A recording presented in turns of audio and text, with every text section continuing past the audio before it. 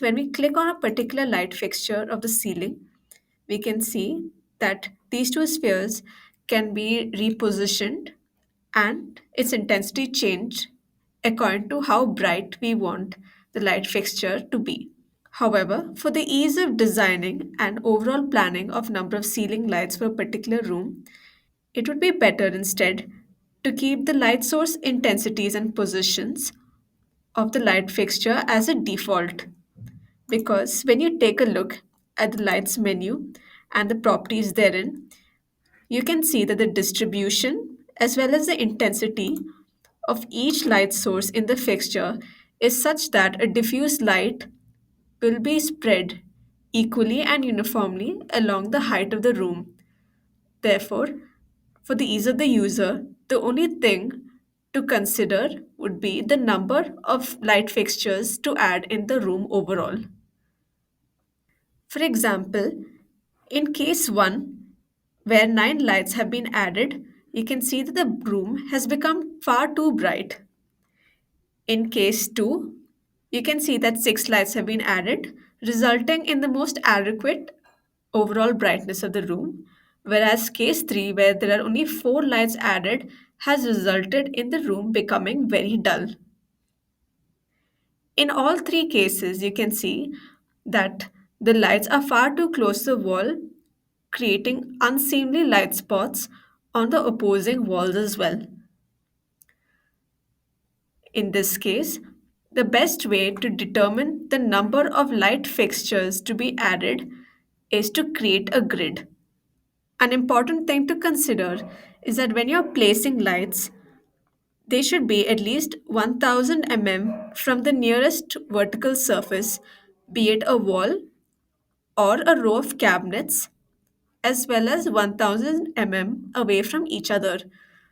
This is to avoid any glare or light spots occurring on the vertical surfaces or due to each other. With this in mind, we can create a sort of grid which will decide how to place our lights. Going to the Draw tab, we can use the construction line to create a 1000 into 1000 mm grid. You can create one such construction line and use the array tool to copy it at a distance of 1000 mm from each other. In this case, I've placed the first construction line against the nearest row of cabinets because that will be the closest vertical surface.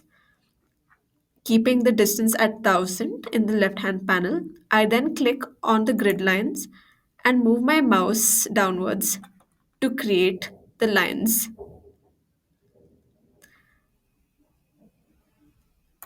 Once done, I click on that spot to end the grid and once again activate construction lines and use it to create a 1000 mm grid in the other direction as well. Now, all we need to do is ensure that all the lines are at least 1000 mm away from the walls. Using the measuring tool in the Home tab, you can use a measuring tool to see the distance for each. In this case, it is 770, whereas here it is 1000. It would be better to move the construction line a little further away from the wall.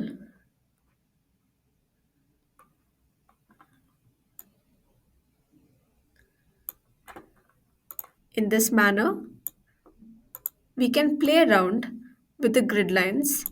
Now, as we can see here, all the grid lines are more or less 1000 mm away from the walls and slightly less than 1000 mm away from each other, which is acceptable. Then, in order to see where all to place the lights, count the intersections formed between the grid lines, which are falling within the room.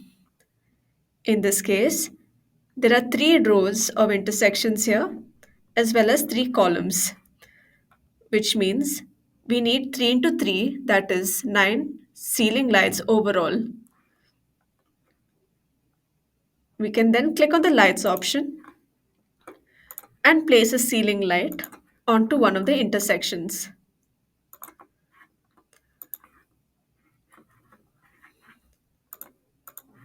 Ensure that the position of the fixture is set properly.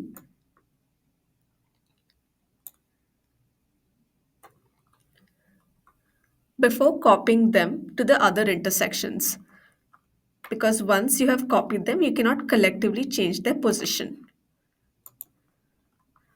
Then all you need to do is copy the ceiling lights.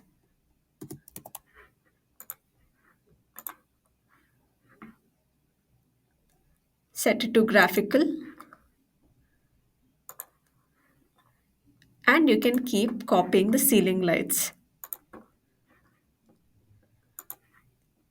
You can even array the ceiling lights at the distance at which I'd arrayed the grid lines. However, since I had made minor adjustments to the grid lines, I will be copying the ceiling lights individually.